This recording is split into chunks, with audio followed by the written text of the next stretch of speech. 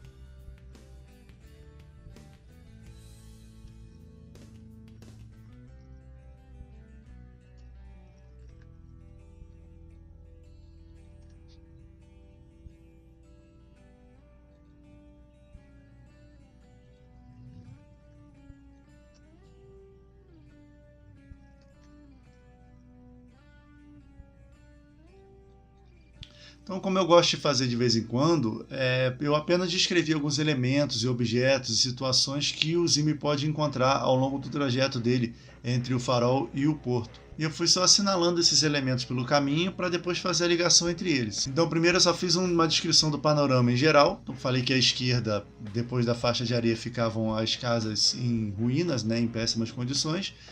E aí à direita do Zimri ficaria o mar. E aí depois disso eu introduzi o porto, que seria uma curvatura nessas casas, que de repente eles invadiriam a areia e iriam em direção ao mar. Depois disso vem a dock, e aí eu botei alguns caras jogando para dar alguma vida para o lugar. E aí eu vou caminhando para falar sobre o Stan propriamente. Isso é um negócio interessante que nem todo mundo que está começando a escrever leva em conta. Quando a gente está escrevendo, se não está fluindo ou se você trava após colocar uma ideia dentro do texto, nada impede de você continuar a partir de um outro ponto. Então, o texto não precisa ser corrido da primeira à última palavra da forma como o leitor vai pegar. Você pode pular etapas que você não está conseguindo descrever no momento, ou enquanto você está sem ideias, ou mesmo escrever vários tópicos, vários itens que você quer que caibam naquele trecho e depois só trabalhar a ligação entre eles. Isso ajuda muito em bloqueios criativos, em momentos que você não está conseguindo que o texto flua, mas ainda assim quer trabalhar, né? Precisa trabalhar. Então o escritor, ele não pode ficar à mercê do momento em que ele está super inspirado, em que as palavras estão fluindo. Isso eu já falei em outros vídeos até. Existem ferramentas, existem técnicas que a gente pode usar para poder manter a história indo para frente. E até nessa de você descrever tópicos e só listar elementos que você gostaria que houvessem numa cena ou num determinado trecho, você acaba tendo a inspiração e a criatividade para seguir em frente. Então não é bom ficar olhando para a tela num trecho em que apareceu alguma dificuldade esperando a inspiração surgir. Se está ruim de trabalhar aquele pedaço ou de fazer uma transição entre um trecho e outro, trabalhe alguma coisa mais para frente ou então vai descrevendo mesmo sem compromisso nenhum os tópicos e trabalha na emenda posteriormente. O que não pode é ficar sem escrever, né? Então vamos ver aqui se eu encontro uma ligação ou outra para fazer já de imediato, senão eu já parto para aquele pedaço da história onde a gente parou no último episódio para encerrar aquela sequência.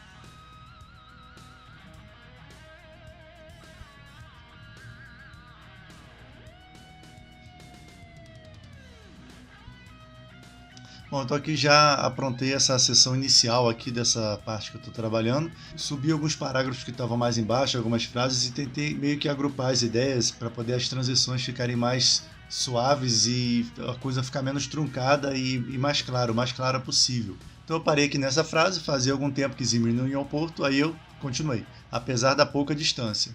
Isso porque, gradativamente, ele foi perdendo afinidade com as pessoas dali, que ele agora considerava pouco confiáveis, gananciosas e mesquinhas. Deixa eu tirar ele aqui, que tem dois eles. Sendo que isso é uma versão inicial, eu ainda vou retrabalhar isso algumas vezes antes de publicar a história pronta, né? Também havia o fato dele ter contraído algumas dívidas durante o breve tempo em que frequentou a região. Como reação imediata a esse pensamento, a figura de Stan, o dono do entreposto, surgiu... Tem outro imediato aqui, um sai. Surgiu em sua mente. Então enquanto estava planejando essa parte, eu resolvi decidir que o Zimri tem dívidas no porto, para não deixar um personagem muito binário, muito bonzinho e tal. Então aí a gente depois vai explicar por quê. Eu insinuei mais adiante que ele jogava para poder suprir a necessidade dele de negociar, né, de barganhar com as pessoas, ganhar dinheiro, lidar com dinheiro.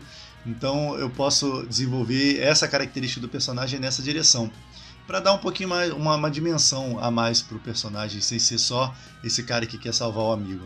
Então, seguindo com isso, eu fiz a transição para falar do Stan. Esse bloco já existia, né? Stan não era tão talentoso assim para os negócios e assim por diante. Eu só acrescentei algumas coisas aqui ao final para poder voltar à ideia das dívidas que eu estava falando. Então ficou assim: Zimri não estava em condições de saldar o que devia a Stan, mas não havia muito que pudesse fazer a respeito no momento. Se quisesse ajudar Zamet, precisaria da ajuda dele. Eu já estou botando a condição, já estou justificando para o leitor por que ele está indo lá no porto, justificando um pouco melhor, né? Porque talvez naquela cena lá dos camarões o leitor ficasse um pouco perdido para entender exatamente a intenção do Zimri ali. Mas isso é só uma preparação do terreno. O diálogo deles mesmo vai se dar ali depois que ele resolver o problema com os tironianos. E aí, se ficar alguma coisa a mais, eu corto num trecho ou no outro, não tem problema. Mas por enquanto fica assim. Vamos seguir então, que eu preciso fazer a transição para os outros parágrafos aqui.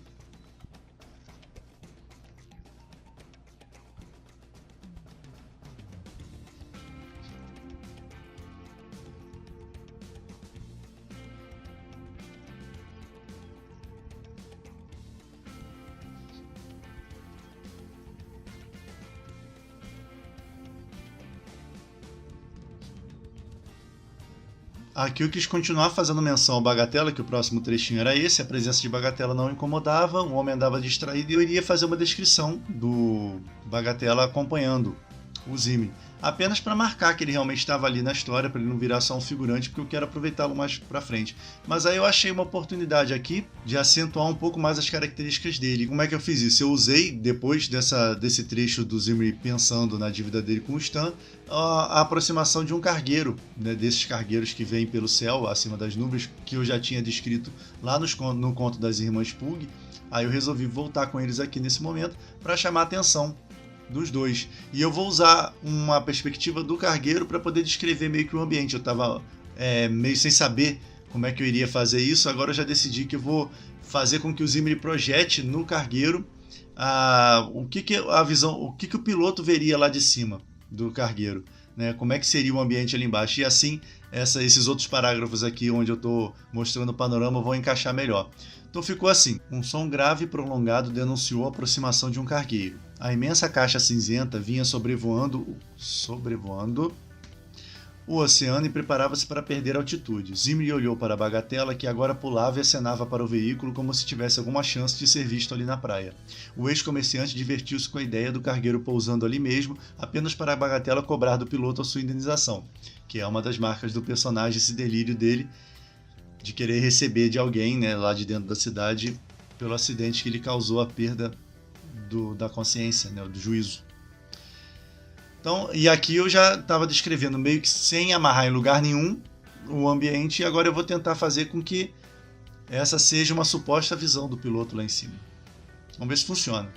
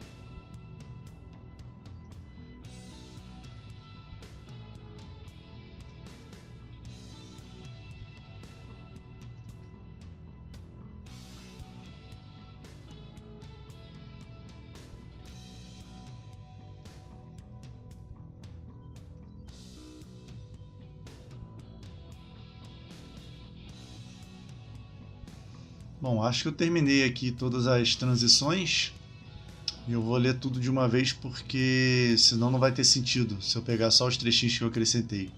Então parei aqui. Alheio àqueles 2 pontos minúsculos, o veículo soltou 2 poderosas colunas de fumaça negra.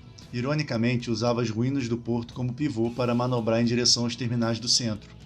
Conforme o piloto girava o cargueiro, Zimri imaginava qual seria sua visão lá de cima. À esquerda, além da faixa de areia, casas em ruínas, algumas ainda ocupadas por pessoas insistentes ou desesperadas demais para encontrar outro lugar. À direita havia o mar por sobre o qual havia voado por várias horas, o cargueiro, desde as terras doces, aí eu tenho que descobrir o que são essas terras que estão no outro continente. Não sei ainda se eu vou aproveitar alguma história para localizar nesse continente ou se eu vou criar um material novo para lá. Só que, conforme se aproximava do litoral, as águas iam se tornando mais negras, como gigantescas ondas de veneno, deixando as areias banhadas por elas cada vez mais empedradas. Aqui eu meio que costurei uma frase na outra, não ficou muito bom. Quando eu for decidir o nome, eu testo algumas modificações aqui para poder esse pedaço ficar melhor. A partir de certo ponto, em uma extensão perpendicular daquelas construções precárias, as casas seguiam tropeçando em direção à praia, entrecortadas por cascos de embarcações e montes de lixo. Aquele era o porto, arrematando a curva da enseada. Estou em dúvida também quanto a esse trecho, mais para frente eu vejo. Ousando invadir aquele mar condenado, a doca se destacava, larga em formato de ferradura. Foi construída para transmitir a ideia de solidez e receber os antigos cargueiros dia e noite, e agora era uma triste mistura de metal enferrujado e madeira farpada. Zimri deixou de lado aquele exercício de imaginação e decidiu continuar caminhando. Agora, pensava que, por pior que fosse o cenário visto lá de cima, não era tão desolador quanto encarar os rostos de seus habitantes. Então essa aqui foi uma transição para eu passar aos olhos dele agora ali embaixo e também dar um contraste entre a visão distante das pessoas que trabalham para a cidade ou que trabalham na cidade e quem está ali de perto vendo as coisas. Então é legal fazer essa menção e mais para frente eu posso até desenvolver isso melhor, aprofundar mais isso dentro da história. Pode ser um tema a ser trabalhado. Então aqui vamos aos habitantes. 3 deles logo à frente se abrigavam sob os escombros de uma casa esburacada, cujo teto foi substituído pelo chassi de um antigo veículo individual a vapor. Ao lado dela, 2 homens grisalhos e mal acomodados sobre caixotes divertiam-se com um jogo de cartas, provavelmente apostando tudo que conseguiram ganhar no dia anterior. E aqui entra aquele assunto que eu falei sobre o Zimri também ser um jogador, então eu resolvi introduzir com esses personagens. Zimri já os havia visto garimpando por ali. Nunca perguntou, mas estava certo de que décadas atrás trabalharam como pescadores ou estivadores. Não os condenava de maneira alguma por gastarem em apostas o pouco que conseguiam ganhar. Essa frase também estava formulada de outra maneira, eu reescrevi para encaixar um trecho no outro. Afinal, fizeram o mesmo quando passou a viver ali, nos momentos em que a sede por barganhar e fazer negócios aumentava. Não era a mesma coisa, é claro. Principalmente porque os negócios no empório lhe deixavam rico, e ali conseguiu apenas dívidas. Então, aquela questão que eu estava falando agora ficou um pouco mais clara. Espanando a poeira da jaqueta e os pensamentos da mente, Zimri cruzou a porta do entreposto e aí segue normalmente. Eu não me lembro se ele estava de jaqueta, depois eu vou olhar para ficar condizente com o que eu já escrevi sobre ele. Então assim, ficou 6 de 10, bastante palavra repetida, coisas que eu acho que não ficaram muito claras, coisas que podem ser desenvolvidas de uma maneira melhor, mas no segundo tratamento a gente vê. Agora eu preciso cuidar do desfecho da situação do Zimri lá no entreposto quando os Chironianos chegam e depois a gente vai fazer um brainstorm aqui para poder decidir a direção da história.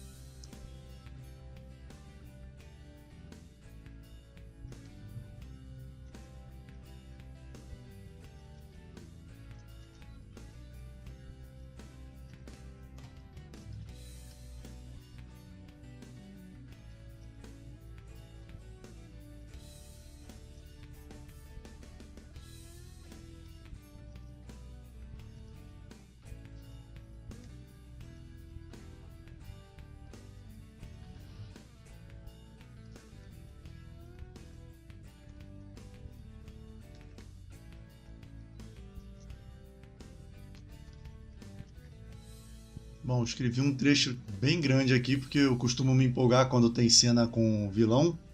Então ficou assim. Ei você, volte aqui, gritou um dos patrulheiros. Zimri virou o corpo esperando encontrá-los às suas costas, mas não havia ninguém. Confuso, voltou a examinar o ambiente adjacente pelas frestas e viu que os tironianos haviam cercado o infeliz que dormia bêbado sobre a mesa. No final das contas, eu descrevi esse cara apenas para compor ali o cenário, o ambiente quando eles chegaram no entreposto, e acabei usando para aumentar a tensão, a dinâmica da cena, já que o Bagatela, meio confuso, acusou o cara, né? Então, logo concluiu que a mente perturbada de Bagatela o fez acusá-lo erroneamente em seu lugar, o que eu acabei de dizer. Seguindo. Levante-se, ou vamos arrastá-lo pela areia como o cadáver de um cão, ordenou o mais alto que parecia ser o líder. Aí eu começo a dar uma característica ou outra para os tironianos para diferenciá-los, né, para ficar mais fácil de escrever. Não quebrem nada, senhores, só não quebrem nada, por favor, pediu Stan, as mãos espalmadas à frente. Aos pouquinhos eu estou mostrando o Stan como um covardão mesmo, como alguém que respeita o pessoal da cidade, as autoridades, e ao mesmo tempo trata super mal os frequentadores ali do entreposto e os habitantes da parte de fora. Os patrulheiros ignoraram por completo o dono do entreposto. Outro deles puxou bruscamente o acusado pelo pulso, fazendo-o cambalear para a frente. Então tem muito um deles, outro deles, isso aí depois eu dou uma ajeitada. Ei, eu não fiz nada, eu vou pagar, prometo, desculpou-se o homem tombando de joelhos. Suas dívidas não importam, queremos que fale, e rápido, disse o líder esfregando o cartaz no rosto do bêbado. Onde ele está? Senhor, é melhor levá-lo. Vamos obter respostas mais rápido com nossos instrumentos. Ponderou outro tironiano, o único a usar cabelos longos, embora presos em mechas trançadas sobre a cabeça. Tem razão, vamos. E aí a gente tem um impasse, porque o Zimri está lá dentro, né, tá escondido por aquela divisória de madeira, e se ele não fizer nada, eles levam o cara e ele escapa da situação. Mas como a gente descreveu o Zimri no começo, que é um cara generoso, um cara que ajuda, que tem uma ética, ele não vai deixar isso acontecer. Então é agora que o nosso protagonista mostra por que ele é o protagonista.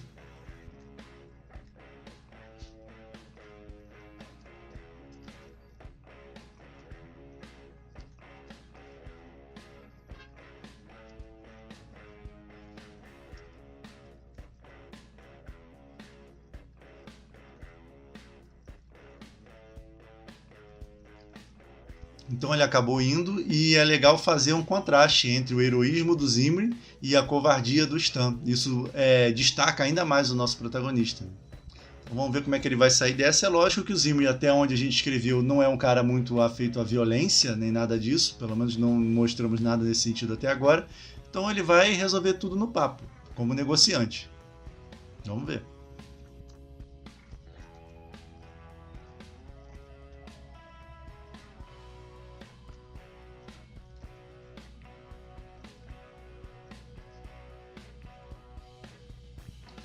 E eu não quero também que o leitor não goste do Bagatela. Ele vai entender que ele é um cara confuso, né? Um cara perturbado, e não do mal.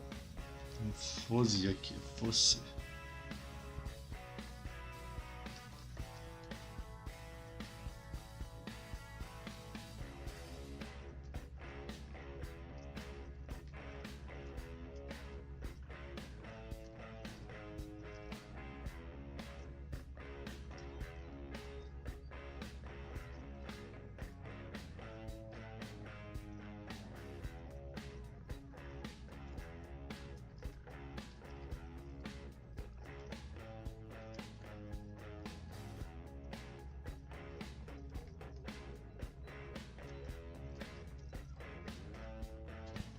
Agora a gente eleva a tensão e a gente não pode perder a oportunidade de enrolar o Zimri um pouquinho, não pode ser fácil, né? Então eu vou recapitular desde lá de cima, aqui. Isso, resolvam lá fora, por favor, tornou a resmungar Stan com a voz trêmula. Zimri poderia ficar onde estava, imóvel e em silêncio, e aquele problema estaria resolvido. Poderia, se fosse outro tipo de homem. Assim, avançou sem hesitar, ainda que, no momento em que cruzou o limite da divisória de madeira, sentisse o estômago gelar. Então aqui, mais para frente, dá até para desenvolver um pouco melhor esse momento de reflexão dele e a resolução, né, justificar melhor a resolução dele em ir para cima, né, e resolver o problema, mas por enquanto está o suficiente. Não conseguem ver, este homem não está em seu juízo perfeito. Começou apontando para a Bagatela, que agora sorria debilmente enquanto arrastava uma pequena concha pelo balcão. Então não tem certeza se esse sujeito conhece o procurado? Indagou o líder, a fisionomia em chamas. Por alguns segundos, os olhos confusos de Bagatela passearam pelos rostos do bêbado e de Zimri. Responda! O patrulheiro avançou com rapidez e enrolou os dedos na blusa rasgada do ex-intérprete. Não, acho que me enganei. O amigo é ele ali. Dependurado no punho fechado do líder, Bagatela recuperou o sorriso apontando para Zimri. Pronto, agora sobre a minha indenização, né, que a motivação do Bagatela é a coisa mais fácil do mundo de escrever. Ele sempre faz as coisas esperando que alguém supostamente poderoso, algum tipo de autoridade, vá ajudá-lo a receber a famigerada indenização.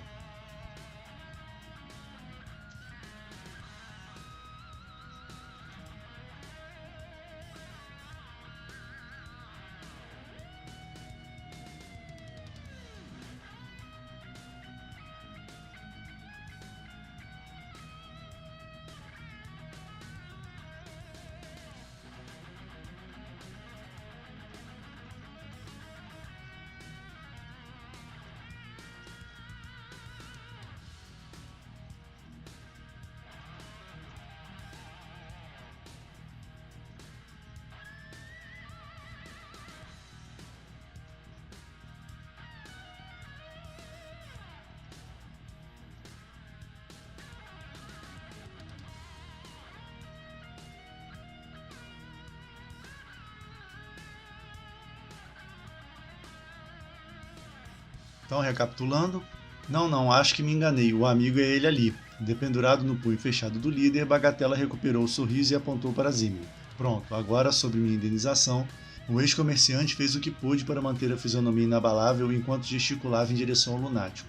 Estão vendo? É um pobre coitado. Viu o cartaz lá no muro da usina e começou a fantasiar. Se entrar mais alguém aqui, irá acusá-lo também. E você, o que fazia lá no fundo?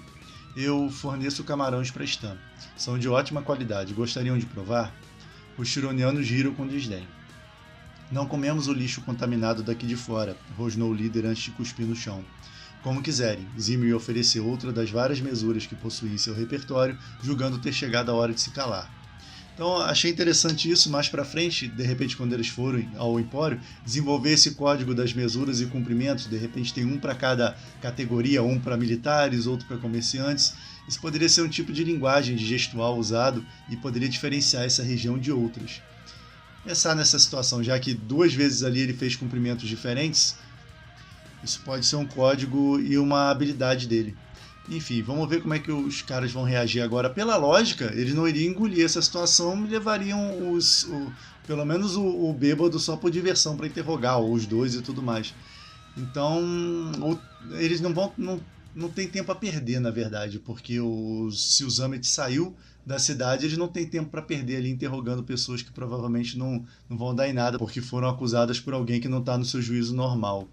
Então essa é uma justificativa aceitável, porque a gente não pode deixar o Zimri ser preso agora, né?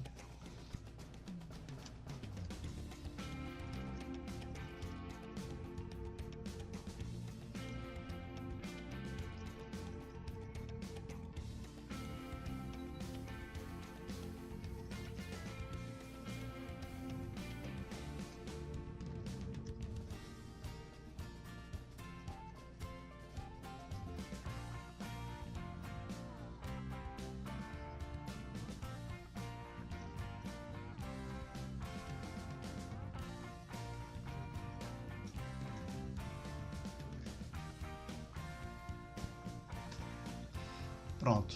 Assim a gente fecha essa passagem. Não sei se está um pouco breve demais, mas já cumpriu a sua função, essa primeira aparição dos patrulheiros, né? Então eu resolvi essa parte assim. Acho que estamos perdendo tempo, senhor, disse o patrulheiro de cabelos trançados. Poderíamos levá-los por diversão, sugeriu outro tironiano atrás do grupo.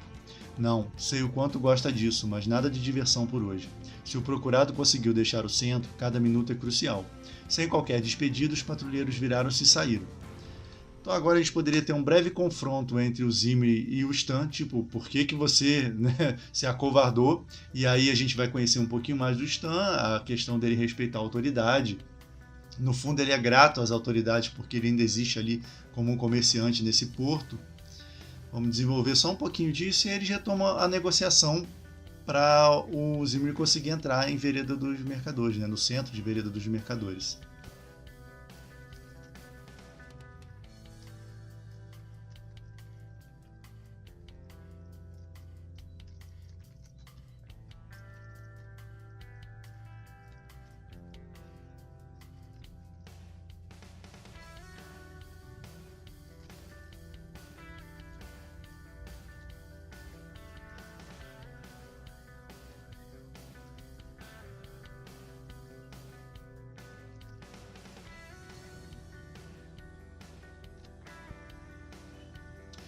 Bom, então, pequeno confronto, não vou me estender muito também.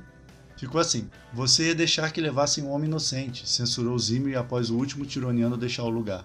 O que você queria que eu fizesse? O que eu fiz, Horus? Bagatela não sabe o que diz. Você, mais do que ninguém, não quero problemas para mim. Sou um negociante, não um garimpeiro. Além do mais, eles me deixam ficar por aqui sem pagar qualquer imposto por isso. É mesmo muita generosidade. Não veio aqui bancar o herói, pelo que me lembro. Então, essa coisa de ser o negociante e não um garimpeiro é questão dele se considerar mais do que os outros porque ele tem esse negócio e não quer se dispor com as autoridades. E é interessante perceber aqui que o Zimri não é um mártir cego. Ele poderia ter se entregado ali para poder salvar a vida do bêbado. Mas não é do perfil dele fazer isso. Ele é, antes de tudo, inteligente. Então, talvez como último recurso, ele sim fizesse isso. Mas ele foi tentar outras estratégias porque o objetivo final dele é ir salvar o amigo. Então é sempre interessante a gente ter em vista o perfil do personagem para a gente saber exatamente que atitudes ele poderia tomar em cada situação. A gente mostrou que ele estava disposto a fazer um sacrifício, a gente mostrou que ele estava disposto a abandonar a segurança dele em prol de uma pessoa, em tese, que ele nem conhece, mas a gente vai graduar o nível dos sacrifícios que ele está disposto a fazer ao longo da história. Então, talvez ele faça realmente um grande sacrifício no final da história, ou para ajudar o amigo, ou para resolver esse conflito dentro dele, essa derrota que ele sofreu. No momento, a gente está em busca justamente de um pinch point, que é aquele momento em que o personagem vai ter um gostinho do que é o inimigo e qual é exatamente o desafio que ele está enfrentando. Então agora a gente vai dar continuidade à negociação, que a gente já introduziu no começo e interrompeu para a chegada dos guardas. E se tudo der certo, o Zimri sai dali com a promessa de ajuda do Stan, depois de tudo.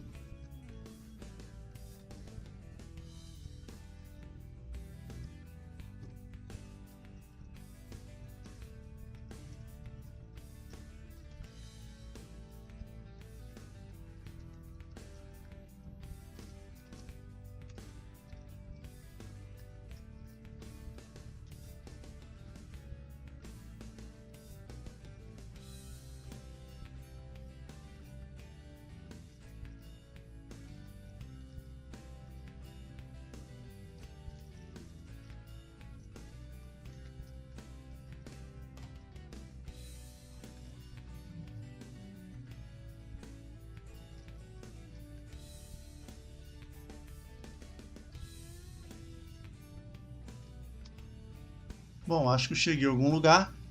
Recapitulando então, não veio aqui bancar o herói, pelo que me lembro. Não mesmo, Zimri soltou seu equipamento da cintura e o exibiu com orgulho. Esse é o meu rasteirizador, foi com ele que eu peguei os camarões. Não espera que eu acredite que isso aí, graças a ele eu tenho que comer todos os dias. Se é assim, por que vai se desfazer dele? Como vai comer agora? Não sei ainda, e não importa. Stan coçou o queixo intrigado, então respirou profundamente antes de falar. Tudo bem, o que quer pelo rasteirizador? Isso, o que quer por ele? Me ajude a entrar no empório. Não importa como, nem o porquê. Sei que tem negócios com gente de lá. O dono do entreposto espichou os olhos em direção à janela, visivelmente apreensivo. Fale baixo, os tironianos podem voltar. E então, insistiu Zimri, estendendo-lhe o rasteirizador em um gesto firme. Você vai me ensinar a usar isso. Feito. Precisa de óleo de gris. Usei tudo que tinha para pegar esses camarões. Sem problemas. O dono do entreposto avançou como um esgrimista e tomou o aparelho para si. Depois disse, enquanto girava diante dos olhos. Terá uma chance de entrar daqui a 2 dias. 3 da manhã. Me encontre sob a ponte das chaminés. O que é essa ponte das chaminés e onde fica, eu ainda vou decidir. Tem que ver também se Gris é com S ou 2, que agora eu já não me lembro. Tem várias informações aí nesse pedaço que eu já disponibilizei num trecho anterior. Aí depois eu vou decidir qual que eu mantenho, qual que eu tiro ou se eu uso uma como complemento da outra. A gente vai ver mais pra frente. O importante é que a gente conseguiu chegar no lugar onde a gente queria. O Zimri agora tem uma chance de entrar em Vereda dos Mercadores, no Empório Imperioso finalmente, para continuar a sua aventura, a sua missão. E eu sei que eu falei no começo do episódio que quando eu terminasse de trabalhar essas partes eu iria fazer um brainstorm observando as características e os elementos que eu já coloquei na história para decidir o final. Mas se eu fizer isso nesse vídeo ele vai ficar muito grande, então eu vou deixar para o próximo para poder organizar as ideias com um pouco mais de calma e o resultado ficar melhor também. Enquanto isso, se você ainda não viu, aqui do lado tem a playlist completa com todos os exercícios e aqui embaixo na descrição tem o nosso site e o link para nossas redes sociais. Era isso pro vídeo de hoje, abraços e até a próxima.